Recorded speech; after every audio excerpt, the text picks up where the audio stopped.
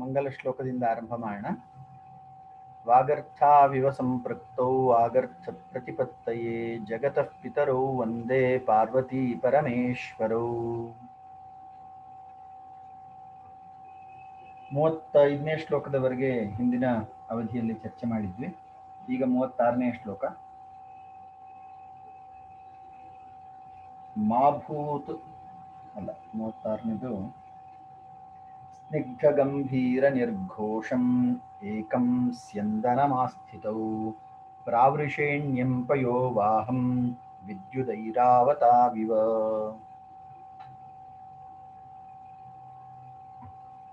ಈ ಹಿಂದಿನ ಕಥೆಯ ಭಾಗ ರಾಜನಾದಂತಹ ದಿಲೀಪ ತನ್ನ ಅಂತಃಪುರದ ರಾಣಿಯರಲ್ಲಿ ಸುದಕ್ಷಿಣೆಯು ತನ್ನ ಅಂತರಂಗಕ್ಕೆ ಹತ್ತಿರವಾದಂತಹ ಮಹಾರಾಣಿ ಅಂತ ಹೇಳಿ ಪರಿಭಾವಿಸಿದ. ಅಂತಹ ಸುದಕ್ಷಿಣೆಯು ಮಗಧ ದೇಶದ ರಾಣಿಯಾಗಿರ್ತಾಳೆ. ಆಕೆಯಲ್ಲಿ ಇವನು ದೀರ್ಘಕಾಲವಾಗಿ ಅಪೇಕ್ಷೆ ಪಡುತ್ತಿದ್ದ ತನ್ನ ಮುಂದಿನ ಸಂತತಿ ಪಡಿಬೇಕು ಅಂತ ಹೇಳಿ. ಆದರೆ ಅವನಿಗೆ ಸಂತತಿ ಭಾಗ್ಯ ಆಗಿರೋದಿಲ್ಲ. ಆಗ ತನ್ನ ಕುಲಗುರುಗಳಾದಂತಹ ವಸಿಷ್ಠರ ಆಶ್ರಮಕ್ಕೆ ಹೊರಡಬೇಕು ಅಂತ ಹೇಳಿ ನಿಶ್ಚಯ ಮಾಡ್ತಾನೆ. ವಸಿಷ್ಠರ ಹತ್ರ ಇದಕ್ಕೆ ಪರಿಹಾರ ಏನು ಅಂತ ಹೇಳಿ ಕೇಳಲಿಕ್ಕೆ ಅಂತ ಹೇಳಿ ವಸಿಷ್ಠರ ಬಳಿ ಹೋಗಲಿಕ್ಕೆ ಒಂದು ನಿರ್ಣಯವನ್ನು ಮಾಡ್ತಾನೆ. ಅಂತಹ ಸಂದರ್ಭದಲ್ಲಿ ಹೋಗುವ ಮುಂಚೆ ತನ್ನ ಜವಾಬ್ದಾರಿಯನ್ನ ಸಚಿವರಿಗೆಲ್ಲ ಹಂಚಿ ತಾನು ಮತ್ತು ತನ್ನ ಪತ್ನಿ ಸುದಕ್ಷಿಣೆ ಇಬ್ರು ಮಾತ್ರ ಹೋಗುವಂಥದ್ದು ಅಂತ ಹೇಳಿ ನಿರ್ಣಯ ಮಾಡಿರ್ತಾನೆ. ಅದಕ್ಕೆ ಬೇಕಾದಂತಹ ಸಿದ್ಧತೆಗಳನ್ನು ಮಾಡ್ಕೊಳ್ತಾನೆ. ಆ ವಿಚಾರ ಇಲ್ಲಿ ಬರ್ತಾ ಇದೆ. ಸ್ನಿಗ್ಧ ಗಂಭೀರ ನಿರ್ಘೋಷಂ ಏಕಂ ಸ್ಯಂದನಮಾಸ್ಥಿತೌ ಪ್ರಾವೃಷೇಣ್ಯಂ ಪಯೋವಾಹಂ ವಿದ್ಯುತ್ ಐರಾವತಾವಿವ. ಏಕಂ ಸ್ಯಂದನಮಾಸ್ಥಿತೌ. ಸ್ಯಂದನಂ ನಾಮ ರಥ. ಒಂದು ರಥವನ್ನ ಇವರು ಇಬ್ರು ಹತ್ಕೊಳ್ತಾರೆ. ಸುದಕ್ಷಿಣ ಮತ್ತು ದಿಲೀಪ, ಮಹಾರಾಜ ಮಹಾರಾಣಿಯರು ಒಂದು ರಥವನ್ನ ಹತ್ತಿಕೊಳ್ತಾರೆ. ಸ್ನಿಗ್ಧ ಗಂಭೀರ ನಿರ್ಘೋಷಂ. ಸ್ನಿಗ್ಧ ಶಬ್ದಕ್ಕೆ ಮಧುರ ಅಂತ ಹೇಳಿ ಅರ್ಥ ಕೊಟ್ಟಿದ್ದಾರೆ. ಗಂಭೀರ ನಿರ್ಘೋಷಂ, ಯಾವ ರಥದ ಚಲನೆಯಿಂದ ಗಂಭೀರವಾದಂತಹ ಮತ್ತು ಮೃದುವಾದಂತಹ ಧ್ವನಿಯು ಕೇಳಲ್ಪಡ್ತದೋ ಅಂತಹ ಉತ್ತಮವಾದಂತಹ ರಥದಲ್ಲಿ ಇವರು ತಮ್ಮ ಪ್ರಯಾಣವನ್ನು ಆರಂಭಿಸ್ತಾರೆ. ಏಕಂ ಸ್ಯಂದನಂ ರಥ ಏಕಂ ಸ್ಯಂದನಂ ಆಸ್ಥಿತವು ಹತ್ಕೊಳ್ತಾರೆ ದಿಲೀಪ ಮತ್ತು ಸುದಕ್ಷಿಣೆಯರು. ಇಲ್ಲಿ ಕವಿ ಇದಕ್ಕೆ ಹೋಲಿಕೆಯನ್ನು ಕೊಡ್ತಾನೆ. ಪ್ರಾವೃಷೇಣ್ಯಂ ಪಯೋವಾಹಂ ವಿದ್ಯುತ್ ಐರಾವತಾವಿವ. ವಿದ್ಯುತ್ ಐರಾವತಾವಿವ ಪ್ರಾವೃಷೇಣ್ಯಂ. ಪ್ರಾವೃಷೇಣ್ಯಂ ಈ ಮೋಡದ ಮಳೆಗಳು, ಮೋಡದ ಮಳೆ ಸುರಿಸುವಂತಹ ಮೋಡಗಳು. ಈ ಮಳೆ ಸುರಿಸುವಂತಹ ಗಾಢವಾದ ಮೋಡಗಳ ಮಧ್ಯೆ ಈ ಮಿಂಚಿನ ಸಂಚಾರ ಆಗುತ್ತಲ್ಲ, ವಿದ್ಯುತ್ ನಾಮ ಮಿಂಚಿನ ಸಂಚಾರ. ಐರಾವತಾವಿವ. ಐರಾವತ ಶಬ್ದಕ್ಕೆ ಇಂದ್ರನ ಬಿಳಿಯ ಆನೆಗೆ ಐರಾವತ ಅಂತ ಹೆಸರು. ಹೇಗೆ ಇಂದ್ರನ ಐರಾವತವು ಮೋಡಗಳ ಮಧ್ಯೆ ಸಂಚಾರ ಮಾಡುತ್ತೋ ಹೇಗೆ ವಿದ್ಯುತ್ ಎರಡು ಮೋಡಗಳ ಘರ್ಷಣೆಯಿಂದ ವಿದ್ಯುತ್ ಹೇಗೆ ಉಂಟಾಗುತ್ತೋ ಆ ರೀತಿ ಮೋಡಗಳ ಮಧ್ಯೆ ನಡೆಯುವಂತಹ ಈ ಎರಡು ಉದಾಹರಣೆಯನ್ನ ಕವಿ ಕೊಟ್ಟಿದ್ದಾನೆ. ವಿದ್ಯುತ್ ಐರಾವತಾವಿವ. ಆ ರೀತಿ ಇವರಿಬ್ಬರು ಆ ಮಹಾರಾಜ ಮಹಾರಾಣಿಯರು ರಥವನ್ನ ಹತ್ಕೊಂಡ್ರು ಅಂತ ಹೇಳಿ. ಪ್ರಾವೃಷೇಣ್ಯಂ ಪಯೋವಾಹಂ. ಪ್ರಾವೃಷೇಣ್ಯಂ ಮಳೆ ಸುರಿಸುವಂತಹ ಮೋಡಗಳು. ಪಯೋವಾಹ, ಪಯಃ ಶಬ್ದಕ್ಕೆ ನೀರು ಅಂತನೂ ಅರ್ಥ ಇದೆ. ಪಯಃ ವಹತಿ ಇತಿ ಪಯೋವಾಹ. ನೀರನ್ನ ಧರಿಸಿರುವಂಥದ್ದು. ಮೋಡಗಳು ನೀರನ್ನ ಹೊಂದಿರುತ್ತೆ. ಅಂತಹ ಮೋಡಗಳಿಗೆ ಇಲ್ಲಿ ಕವಿ ರಥವನ್ನ ಹೋಲಿಸಿದ್ದಾನೆ, ರಥವನ್ನ ಮೋಡಕ್ಕೆ ಹೋಲಿಸಿದ್ದಾನೆ. ಮತ್ತು ದಿಲೀಪ ಸುದಕ್ಷಿಣೆಯರನ್ನ ವಿದ್ಯುತ್ ಐರಾವತಕ್ಕೆ ಹೋಲಿಸಿದ್ದಾನೆ. ಈ ರೀತಿ ಇವರು ಇಬ್ರು ತಮ್ಮ ಸಂಚಾರವನ್ನು ಆರಂಭಿಸಿದ್ರು ಅಂತ ಹೇಳಿ ಕವಿ ಅವರ ಸಂಚಾರದ ಬಗ್ಗೆ ಮಾಹಿತಿಯನ್ನು ಕೊಡ್ತಾ ಇದ್ದಾರೆ. ಇನ್ನು 37ನೇ ಶ್ಲೋಕ. ಮಾಭೂದಾಶ್ರಮ ಪೀಡೇತಿ ಪರಿಮೇಯ ಪುರಸ್ಸರೌ ಅನುಭಾವ ವಿಶೇಷಾತ್ತು ಸೇನಾ ಪರಿವೃತಾವಿವ. ಮಾಭೂತ್ ಆಶ್ರಮ ಪೀಡಾ ಇತಿ. ತಾನು ಒಬ್ಬ ಮಹಾರಾಜನಾಗಿದ್ರೂ ಕೂಡ ಹೋಗುವಂತಹ ಸ್ಥಳ ಎಂಥದ್ದು ಅಂಥೇಳಿ ಅದನ್ನ ಗಮನದಲ್ಲಿ ಇಟ್ಕೊಂಡು ವ್ಯವಹರಿಸಬೇಕಾಗುತ್ತೆ. ಇವನು ಹೋಗ್ತಾ ಇರುವಂಥದ್ದು ಆಶ್ರಮಕ್ಕೆ, ವಸಿಷ್ಠರ ಆಶ್ರಮಕ್ಕೆ. ಆಶ್ರಮವು ಅತ್ಯಂತ ಸರಳವಾದಂತಹ ವ್ಯವಸ್ಥೆಯಿಂದ ನಡೆಯುವ ಒಂದು ಸಂಸ್ಥೆ. ಮಹಾರಾಜನು ಅತ್ಯಂತ ವೈಭೋಗದಲ್ಲಿ ಜೀವನ ಮಾಡುವಂತಹ ಒಂದು ಪರಿಸರದಲ್ಲಿ ಇರ್ತಾನೆ. ಮತ್ತು ಮಹಾರಾಜ ಎಲ್ಲಿ ಹೋಗ್ತಾನೋ ಅಲ್ಲಿ ಒಂದು ಸಣ್ಣ ಸೈನ್ಯದೊಂದಿಗೆ ಹೋಗ್ಬೇಕಾಗಿರುತ್ತೆ, ಅದು ನಿಯಮ. ಆದ್ರೆ ಮಾಭೂತ್ ಆಶ್ರಮ ಪೀಡಾ, ತನ್ನ ಆಗಮನದಿಂದ ಆಶ್ರಮಕ್ಕೆ, ಆಶ್ರಮದ ಪರಿಸರಕ್ಕೆ, ಅಲ್ಲಿನ ವಾತಾವರಣಕ್ಕೆ ಸಮಸ್ಯೆ ಆಗದೆ ಇರಲಿ ಅನ್ನುವಂತಹ ಕಾರಣಕ್ಕೋಸ್ಕರ ಮಾಭೂತ್ ಆಶ್ರಮ ಪೀಡಾ ಇತಿ ಪರಿಮೇಯ ಪುರಸ್ಸರು. ತಾನು ಮಹತ್ತರವಾದಂತಹ ಸೇನೆಯನ್ನು ತೆಗೆದುಕೊಂಡು ಹೋಗುವುದಿಲ್ಲ, ಬದಲಾಗಿ ಅನುಭಾವ ವಿಶೇಷಾತ್ತು ಸೇನಾ ಪರಿವೃತಾವಿವ. ಅವನು ಕೆಲವು ಸೈನಿಕರೊಂದಿಗೆ ಅಲ್ಲಿ ಹೋಗಬೇಕು ಅಂತ ಹೇಳಿ ನಿಶ್ಚಯ ಮಾಡಿರ್ತಾನೆ. ಆದರೆ ಇವನ ಗಾಂಭೀರ್ಯ, ರಾಜಗಾಂಭೀರ್ಯದಿಂದಲೇ ಅವನು ಸೇನೆಯೊಂದಿಗೆ ಬರ್ತಾ ಇದ್ದಾನೆ ಅಂತ ಹೇಳಿ ಪರಿಭಾಸವಾಗ್ತಾ ಇತ್ತು. ಅನುಭಾವ ವಿಶೇಷಾತ್ತು ಅಂತ ಹೇಳಿ ಕವಿ ಬೆಳೆಸಿದ್ದಾನೆ.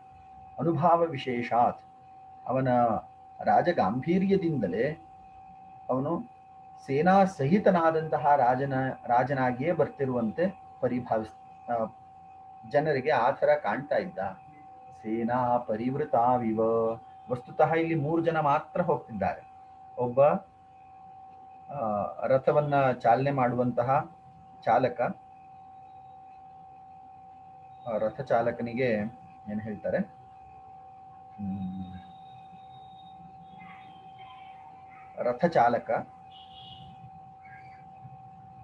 ರಥಚಾಲಕನಿಗೆ ಒಂದು ಸುಂದರವಾದಂತಹ ಶಬ್ದ ಇದೆ, ಜ್ಞಾಪಕ ಆಗಿಲ್ಲ. ಆ ರಥಚಾಲಕನ ಜೊತೆಗೆ ಇವರಿಬ್ಬರು, ಮಹಾರಾಜ ಮತ್ತು ಮಹಾರಾಣಿ, ಈ 3 ಜನ ಮಾತ್ರ ಹೋಗ್ತಿದ್ದಾರೆ. ಆದ್ರೆ ರಾಜನ ಒಂದು ಗಾಂಭೀರ್ಯದಿಂದ ಅವನು ಸೇನೆಯೊಂದಿಗೆ ಬರ್ತಾ ಇದ್ದಾನೆ ಅಂತ ಹೇಳಿ ಪರಿಭಾಸವಾಗ್ತಾ ಇತ್ತು. ಮುಂದಿನ ಶ್ಲೋಕ 37ನೇ ಶ್ಲೋಕ ಮತ್ತೊಮ್ಮೆ ಓದ್ತೇನೆ. ಮಾಭೂತ್ ಆಶ್ರಮ ಪೀಡಾ ಇತಿ ಪರಿಮೇಯ ಪುರಸ್ಸರೌ ಅನುಭಾವ ವಿಶೇಷಾತ್ತು ಸೇನಾ ಪರಿವೃತಾವಿವ. ಇನ್ನು 38ನೆಯ ಶ್ಲೋಕ. ಸೇವ್ಯಮಾನೌ ಸುಖಸ್ಪರ್ಶೈಃ ಶಾಲ ನಿರ್ಯಾಸಗಂಧಿಭಿಃ ಪುಷ್ಪರೇಣೂತ್ಕಿರೈಃ ವಾತೈಃ ಆಧೂತವನರಾಜಿಭಿಃ. ಅವರು ತಮ್ಮ ಸಂಚಾರದಲ್ಲಿ, ಈಗ ಸಂಚಾರವನ್ನು ಆರಂಭಿಸಿದ್ದಾರೆ, ತನ್ನ ಸಂಚಾರದಲ್ಲಿ ಯಾವ ರೀತಿ ಅನುಭವ ಆಗ್ತಾ ಇತ್ತು ಮಹಾರಾಜ ಮಹಾರಾಣಿಯರಿಗೆ, ದಿಲೀಪ ಸುದಕ್ಷಿಣೆಯರಿಗೆ ಅಂತ ಹೇಳಿ ಕವಿ ಹೇಳ್ತಾ ಇದ್ದಾನೆ. ಸೇವ್ಯಮಾನೌ ಸುಖಸ್ಪರ್ಶೈಃ ಶಾಲ ನಿರ್ಯಾಸ ಗಂಧಿಭಿಃ. ಶಾಲ ವೃಕ್ಷದಿಂದ ಹೊರಟಂತಹ ಗಾಳಿ ಯಾವ ವೃಕ್ಷದ ಮೇಲೆ ಹಾದು ಬರ್ತದೋ ಆ ವೃಕ್ಷದ ಪರಿಮಳವನ್ನು ತೆಗೆದುಕೊಂಡು ಬರ್ತದೆ. ಆ ರೀತಿ ಇವರು ತಮ್ಮ ಸಂಚಾರದ ಸಂದರ್ಭದಲ್ಲಿ ಶಾಲ ವೃಕ್ಷದ ಮೂಲಕ ಹಾದು ಬಂದಂತಹ ಪರಿಮಳಯುಕ್ತವಾದಂತಹ ಗಾಳಿಯನ್ನ ಆಸ್ವಾದನೆ ಮಾಡ್ತಾ ಇದ್ರು, ಸೇವಿಸ್ತಾ ಇದ್ರು. ಸೇವ್ಯಮಾನೋ ಸುಖ ಸ್ಪರ್ಶೈ, ಅದು ತಂಪನ್ನು ಕೊಡ್ತಾ ಇತ್ತು. ಶಾಲವೃಕ್ಷದ ಈ ಗಾಳಿ ಚರ್ಮಕ್ಕೂ ತಂಪನ್ನು ಕೊಡ್ತಾ ಇತ್ತು, ಮತ್ತು ಸುಗಂಧ ಭರಿತವಾದ್ರಿಂದ ಮನಸ್ಸಿಗೂ ಆನಂದವನ್ನು ಉಂಟು ಮಾಡ್ತಾ ಇತ್ತು. ಶಾಲ ನಿರ್ಯಾಸ ಗಂಧಿಭಿ ಪುಷ್ಪರೇಣೂತ್ಕಿರೈ ವಾತೈ ಆಧೂತವನರಾಜಿಭಿ. ಪುಷ್ಪರೇಣೂತ್ಕಿರೈ ವಾತೈ, ವಾತಃ ನಾಮ ವಾಯು. ಈ ಪುಷ್ಪಗಳ ಮೂಲಕ ಹರಿದು ಬಂದಂತಹ ಈ ವಾಯು ಸುಖವಾದಂತಹ ಸ್ಪರ್ಶಾನುಭವವನ್ನು ಉಂಟು ಮಾಡ್ತಾ ಇತ್ತು. ಹಾಗೆಯೇ ತಂಗಾಳಿ ಸುಖವನ್ನು ಉಂಟು ಮಾಡಿದ್ರೆ ಸುಗಂಧಭರಿತವಾದಂತಹ ಆ ಗಾಳಿಯು ಇವರಿಗೆ ಮನೋಲ್ಲಾಸವನ್ನು ಕೊಡ್ತಾ ಇತ್ತು. ಇಲ್ಲಿ ಕವಿ ಅವರ ಪ್ರಯಾಣದ ಅನುಭವವನ್ನ ಕಟ್ಟಿಕೊಡ್ಲಿಕ್ಕೆ ಇಚ್ಛೆ ಪಡ್ತಾ ಇದ್ದಾನೆ. ಅವರು ಆಶ್ರಮಕ್ಕೆ ಹೊರಡುವಂತಹ ಸಂದರ್ಭದಲ್ಲಿ ರಾಜನ ಆಸ್ಥಾನದಿಂದ ಋಷ್ಯಾಶ್ರಮಕ್ಕೆ, ಆಸ್ಥಾನದಿಂದ ಆಶ್ರಮದವರೆಗಿನ ಅವರ ಪ್ರಯಾಣದ ಅನುಭವವನ್ನ ಕೆಲವೊಂದು ಶ್ಲೋಕಗಳಲ್ಲಿ ಇಲ್ಲಿಂದ ಆರಂಭ ಆಗುತ್ತೆ. 38ನೇ ಶ್ಲೋಕದಿಂದ ಅವರ ಪ್ರಯಾಣ ಅನುಭವವನ್ನ ಕವಿ ಕಟ್ಕೊಡ್ತಾ ಇದ್ದಾನೆ. ಮತ್ತೊಮ್ಮೆ ಓದ್ತೇನೆ. ಸೇವ್ಯಮಾನೌ ಸುಖ ಸ್ಪರ್ಶೈಃ ಶಾಲ ನಿರ್ಯಾಸ ಗಂಧಿಭಿಃ ಪುಷ್ಪರೇಣೂತ್ಕಿರೈಃ ವಾತೈಃ ಆಧೂತ ವನರಾಜಿಭಿಃ. ಆ ವನದ ವಿಭಿನ್ನವಾದಂತಹ ಪುಷ್ಪಗಳು, ವೃಕ್ಷಗಳು, ಇವುಗಳ ತಂಗಾಳಿ ಮತ್ತು ಸುಗಂಧ, ಪರಿಮಳವು ಇವರ ಪ್ರಯಾಣದ ಪ್ರಯಾಸವನ್ನ ಕಡಿಮೆ ಮಾಡಿ ಆನಂದವನ್ನು ಹೆಚ್ಚು ಮಾಡ್ತಾ ಇತ್ತು ಅಂತ ಹೇಳಿ ಕವಿ ವರ್ಣಿಸ್ತಾರೆ. ಇನ್ನು ಮುಂದಿನ ಶ್ಲೋಕದಲ್ಲಿ 39ನೇ ಶ್ಲೋಕದಲ್ಲಿ ಮನೋಭಿರಾಮಾಶೃಣ್ವಂತೌ ಪರಿರಥನೇಮಿಸ್ವನೋನ್ಮುಖೈಃ ಷಡ್ಜ ಸಂವಾದಿನೀಃ ಕೇಕಾ ದ್ವಿಧಾ ಭಿನ್ನಾ ಶಿಖಂಡಿಭಿಃ. ಮನೋಭಿರಾಮಾಶೃಣ್ವಂತೌ ರಥನೇಮಿಸ್ವನೋನ್ಮುಖೈಃ ಷಡ್ಜ ಸಂವಾದಿನೀಃ ಕೇಕಾ ದ್ವಿಧಾ ಭಿನ್ನಾ ಶಿಖಂಡಿಭಿಃ. ಶಿಖಂಡಿ ಶಬ್ದಕ್ಕೆ ಸಂಸ್ಕೃತದಲ್ಲಿ ಎರಡು ಅರ್ಥ ಇದೆ. ಒಂದು, ಈ ಟ್ರಾನ್ಸ್ಜೆಂಡರ್ ಅಂತ ಆಂಗ್ಲ ಭಾಷೆಯಲ್ಲಿ ಹೇಳ್ತಾರಲ್ಲ, ಅದು ಶಿಖಂಡಿ ಆಗುತ್ತೆ. ಮಹಾಭಾರತದಲ್ಲಿ ಅದರ ಬಗ್ಗೆ ಉಲ್ಲೇಖ ಬರ್ತದೆ. ಮತ್ತು ಇನ್ನೊಂದು ಅರ್ಥ ಶಿಖಂಡಿ ಶಬ್ದಕ್ಕೆ, ಇಲ್ಲಿ ಕವಿ ಶಿಖಂಡಿ ಅನ್ನುವಂತಹ ಶಬ್ದವನ್ನ ವಿಶೇಷವಾಗಿ ಪ್ರಯೋಗ ಮಾಡಿರ್ತಾನೆ. ಈ ನವಿಲುಗಳು ಅನ್ನೋ ಅರ್ಥದಲ್ಲಿ ಇಲ್ಲಿ ಶಿಖಂಡಿ ಶಬ್ದವನ್ನು ಪ್ರಯೋಗ ಮಾಡಿರ್ತಾರೆ. ಮನೋಭಿರಾಮಾಹ ಶೃಣ್ವಂತೌ, ಇವರು ಕಾಡಿನ ಮಧ್ಯದಲ್ಲಿ ಹಾದು ಬರ್ತಾ ಇದ್ದಾರೆ, ರಥದ ಮೂಲಕ ಪ್ರಯಾಣ ಮಾಡುತ್ತಿದ್ದಾರೆ. ಆ ಕಾಡಿನಲ್ಲಿ ಅನೇಕ ನವಿಲುಗಳು ಈ ಧ್ವನಿಯನ್ನ ನವಿಲುಗಳಿಗೆ ವಿಶೇಷವಾಗಿ ಈ ಮೋಡದ ಧ್ವನಿ ಕೇಳಿದ ಕೂಡಲೇ ಅವುಗಳು ತುಂಬಾ ಆನಂದಭರಿತವಾಗಿ ನೃತ್ಯ ಮಾಡುತ್ತೆ. ಇಲ್ಲಿ ಕವಿ ಮನೋಭಿರಾಮಾಹ ಶೃಣ್ವಂತೌ ರಥ ನೇಮಿಸ್ವನೋನ್ಮುಖೈಹಿ, ಆ ರಥದ ಚಕ್ರ ತಿರುಗ್ತಾ ಇರಬೇಕಾದ್ರೆ ಆ ಧ್ವನಿ ತುಂಬಾ ಸುಂದರವಾದಂತಹ ಅಥವಾ ಸುಶ್ರಾವ್ಯವಾದಂತಹ ಧ್ವನಿ ಉಂಟಾಗ್ತಾ ಇತ್ತು. ಇದನ್ನ ಕವಿ ಹಿಂದೆನೂ ಹೇಳಿದ್ದಾನೆ. ಇಲ್ಲಿ ಶ್ಲೋಕ ಸಂಖ್ಯಾ 36ರಲ್ಲಿ ಸ್ನಿಗ್ಧ ಗಂಭೀರ ನಿರ್ಘೋಷಂ ಏಕಂ ಸ್ಯಂದನಮಾಸ್ಥಿತೌ. ಸ್ನಿಗ್ಧ ಗಂಭೀರವಾದಂತಹ ರಥದ ಆ ಧ್ವನಿಯು ಕಾಡಿನಲ್ಲಿದ್ದಂತಹ ನವಿಲುಗಳಿಗೆ ಆನಂದವನ್ನು ಉಂಟು ಮಾಡ್ತಾ ಇತ್ತು. ರಥ ನೇಮಿ ಸ್ವನೋನ್ಮುಖೈಃ ಷಡ್ಜ ಸಂವಾದಿನೀಃ ಕೇಕಾಃ ದ್ವಿಧಾ ಭಿನ್ನಾ ಶಿಖಂಡಿಭಿಃ. ಆ ನವಿಲುಗಳು ಎರಡು ರೀತಿಯ ಧ್ವನಿಯನ್ನ ಉಂಟು ಮಾಡ್ತಾ ಇತ್ತು. ಇಲ್ಲಿ ಇದಕ್ಕೆ ಸಂಬಂಧಪಟ್ಟಂತೆ ವ್ಯಾಖ್ಯಾನಕಾರರು ತುಂಬಾ ವಿಸ್ತಾರವಾಗಿ ಹೇಳಿದ್ದಾರೆ. ಇಲ್ಲಿ ಸಂಗೀತ ಬಲ್ಲವರು ಇದನ್ನ ಇನ್ನೂ ಹೆಚ್ಚು ವಿಮರ್ಶೆ ಮಾಡಬಹುದು. ಇಲ್ಲಿ ಎರಡು ರೀತಿಯ ಧ್ವನಿ ಅಂತ ಹೇಳಿ ಉಲ್ಲೇಖ ಮಾಡ್ತಾರೆ. ಶುದ್ಧ ಮತ್ತು ವಿಕೃತ ಅಂತ ಹೇಳಿ ಸಂಗೀತದಲ್ಲಿ ಎರಡು ರೀತಿಯ ಧ್ವನಿ ಅಂತ ಹೇಳಿ ಉಲ್ಲೇಖ ಮಾಡಿದ್ದಾರೆ. ಚ್ಯುತ ಮತ್ತು ಅಚ್ಯುತ ಅಂತ ಹೇಳಿನೂ ಕೂಡ ವಿಭಾಗ ಮಾಡಿದ್ದಾರೆ. ಇನ್ನು ಹೆಣ್ಣು ಮತ್ತು ಗಂಡು ನವಿಲುಗಳು ವಿಭಿನ್ನವಾಗಿ, ಹೆಣ್ಣು ನವಿಲುಗಳ ಧ್ವನಿ ಒಂದು ರೀತಿಯಾಗಿದ್ರೆ ಗಂಡು ನವಿಲುಗಳ ಧ್ವನಿ ಮತ್ತೊಂದು ರೀತಿಯಾಗಿರ್ತದೆ. ಇಲ್ಲಿ ಕವಿ ಸಂಗೀತದ ಬಗ್ಗೆಯೂ ಕೂಡ ತನ್ನ ಪರಿಜ್ಞಾನವನ್ನು ಹೊಂದಿದ್ದ ಅಂತ ಹೇಳಿ ಮತ್ತು ಸೂಕ್ಷ್ಮ ದೃಷ್ಟಿಯನ್ನು ಹೊಂದಿದ್ದ ಅಂತ ಹೇಳಿ ಗೊತ್ತಾಗುತ್ತೆ. ಸಂಗೀತ ಹಾಗೆಯೇ ಪ್ರಕೃತಿಯ ಸಾಮರಸ್ಯ, ಇದೆರಡನ್ನ ಕವಿ ಹೋಲಿಕೆ ಮಾಡ್ತಾ ಇದ್ದಾನೆ. ಷಡ್ಜ ಸಂವಾದಿನಿ ಕೇಕಾ, ಆ ನವಿಲುಗಳ ಧ್ವನಿಯು ಎರಡು ಪ್ರಭೇದವಾಗಿ ಇವರಿಗೆ ಕೇಳಿಸ್ತಾ ಇತ್ತು. ಈ ಎರಡು ಪ್ರಭೇದವಾದಂತಹ ಧ್ವನಿಯು ಷಡ್ಜದ ಧ್ವನಿಯಂತೆ, ಷಡ್ಜದಲ್ಲಿ ಹೇಗೆ ಎರಡು ರೀತಿಯ ಧ್ವನಿ ಪ್ರಕಾರಗಳಿದೆಯೋ ಅದೇ ರೀತಿ ಈ ನವಿಲುಗಳು ಕೂಡ ಗಂಡು ನವಿಲು ಒಂದು ರೀತಿಯ ಧ್ವನಿಯನ್ನು ಉಂಟು ಮಾಡಿದ್ರೆ ಹೆಣ್ಣು ನವಿಲು ಮತ್ತೊಂದು ರೀತಿಯ ಧ್ವನಿಯನ್ನು ಉಂಟು ಮಾಡ್ತಾ ಇತ್ತು. ಸೊ ಈ ಎಲ್ಲ ದೃಶ್ಯವನ್ನ ಕವಿ ಇಲ್ಲಿ ಕಟ್ಕೊಳ್ತಾ ಇದ್ದಾನೆ.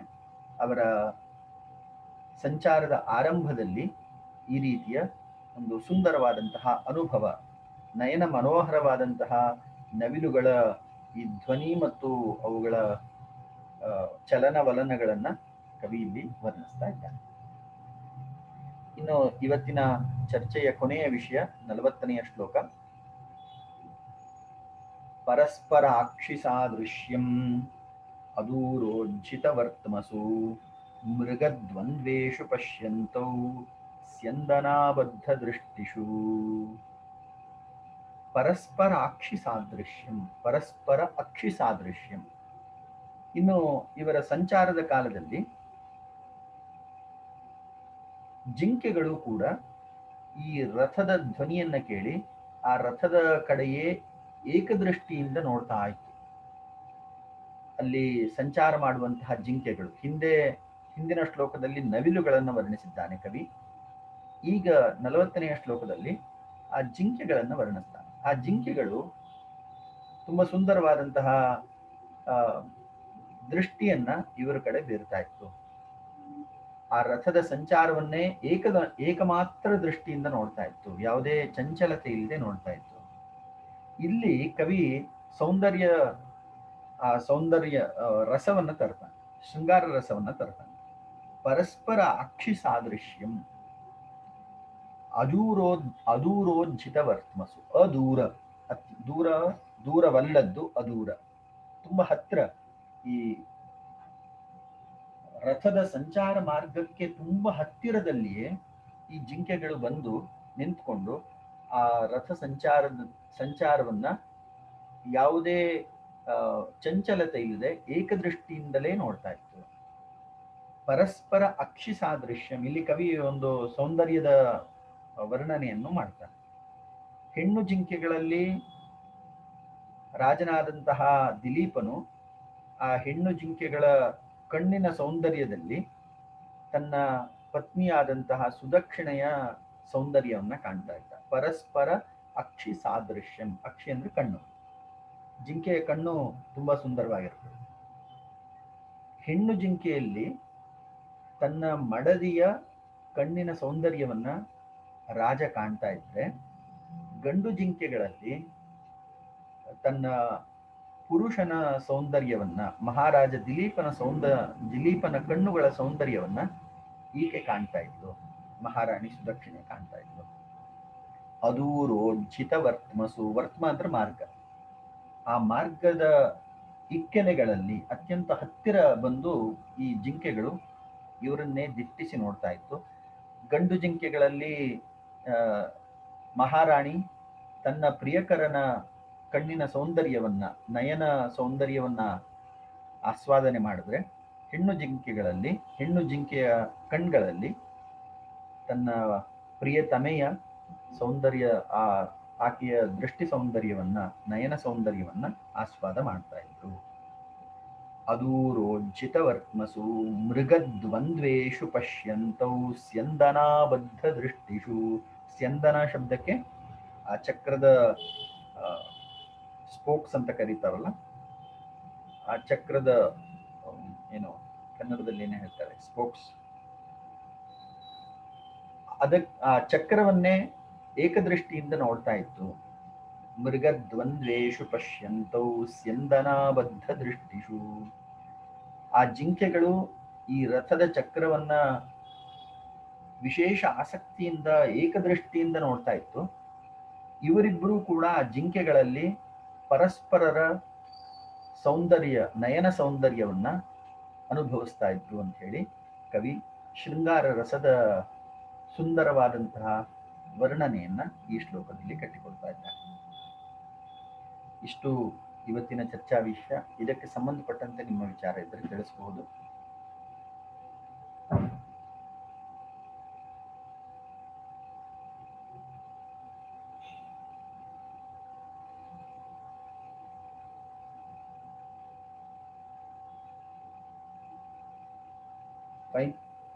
ಯಾರಿಗೂ ಏನು ಸಂಶಯ ಅಥವಾ ಪ್ರಶ್ನೆ ಇಲ್ಲ ಅಂತ ಭಾವಿಸ್ತೇನೆ. ಸ್ವಲ್ಪ ಇಂಟರಾಕ್ಟಿವ್ ಆಗಿದ್ರೆ ಅನುಕೂಲ.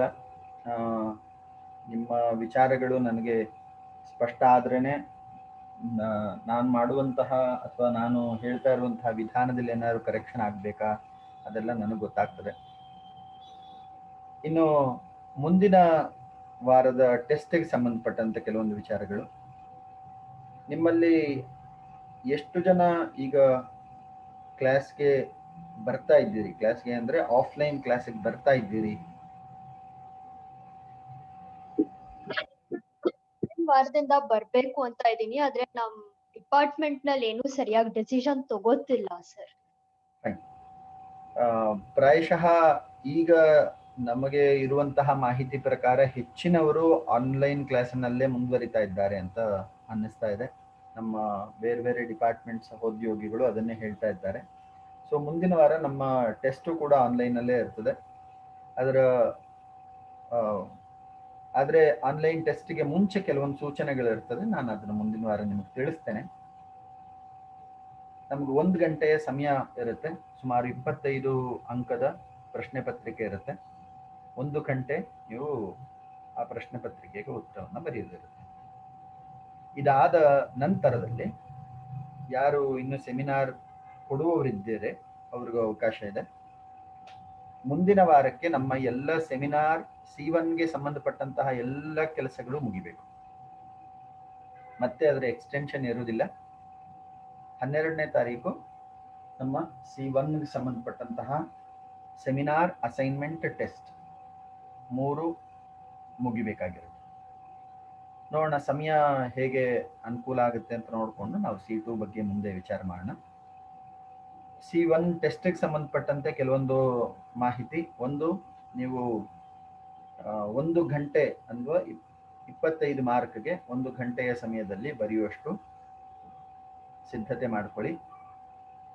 40 ಶ್ಲೋಕ, 1ರಿಂದ 40ನೆಯ ಶ್ಲೋಕ, ಹಾಗೆಯೇ ಪೀಠಿಕಾ ರೂಪದಲ್ಲಿ ಏನೇನಿದೆಯೋ ಆ ಎಲ್ಲ ವಿಚಾರಗಳು,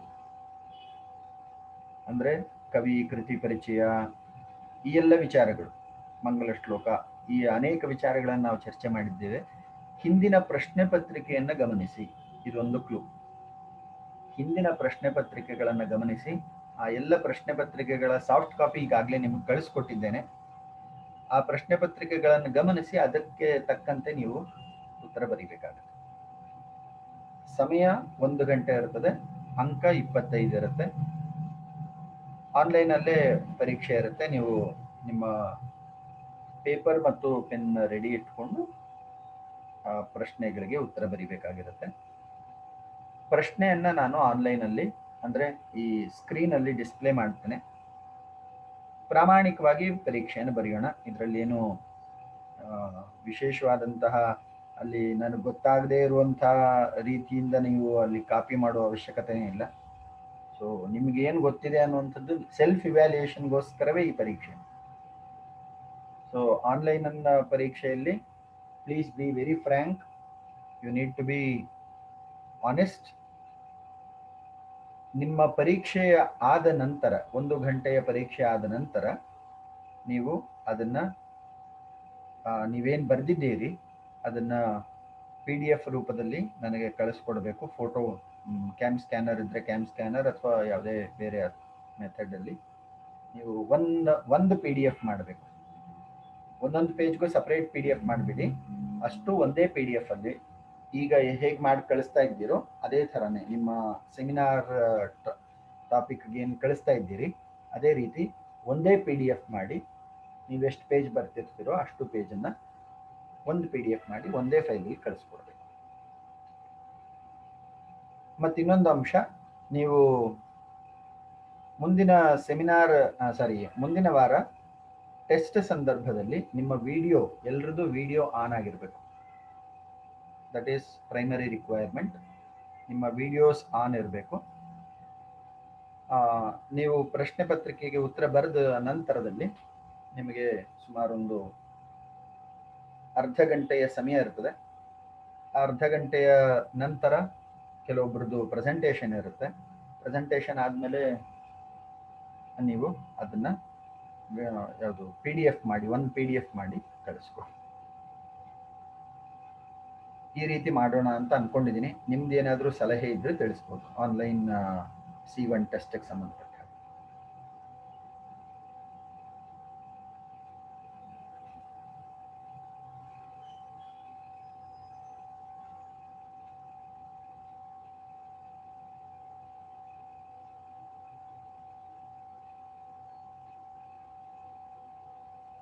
ಫೈನ್. ಮುಂದಿನ ವಾರ ಮತ್ತೆ 12 ಗಂಟೆಗೆ ಭೇಟಿಯಾಗೋಣ.